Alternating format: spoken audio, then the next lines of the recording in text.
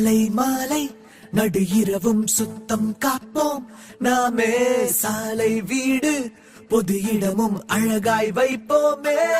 எனது குப்பை எனது பொறுப்பு என உறுதி எடுப்போமே. நாளை இளைய தலைமுறையை நாம் இன்றே காப்போமே. எனது குப்பை எனது பொறுப்பு என உறுதி எடுப்போமே. நாளை இளைய தலைமுறையை நாம் இன்றே காப்போமே.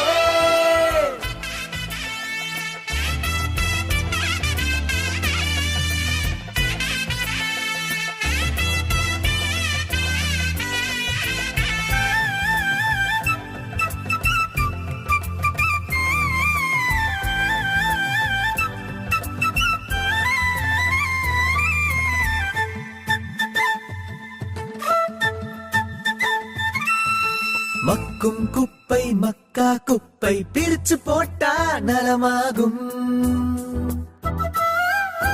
மக்கா குப்பை மண்ணுக்குள்ளே கலந்து போனா விஷமாகும்.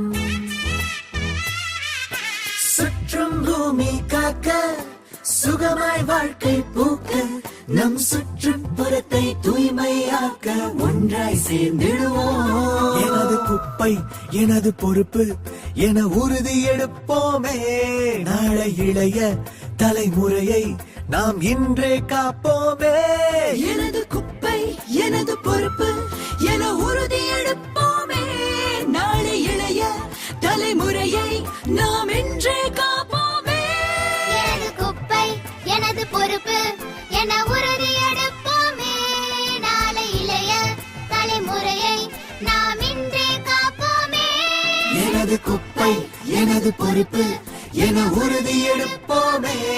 நாளை இளைய தலைமுறையை நாம் இன்றே காப்போம். உள்ளபடியே பெருமையாக இருக்கின்றது. ஏன்னா அரசு பள்ளிக்குள்ளாரே இன்னைக்கு போட்டி வருகின்ற அளவிற்கு இன்றைக்கு ஒரு பெரிய ஒரு நிலையை நம்முடைய மாண்பு தமிழ்நாட்டு முதலமைச்சர் உருவாக்கி தந்திருக்கின்றார். அதான் நாங்கள் ஆரம்பத்திலேயே சொல்றோம், அரசு பள்ளி என்பது வறுமையின் அடையாளம் அல்ல, அது பெருமையின் அடையாளம் என்று நாங்கள் சொல்லிக் கொண்டு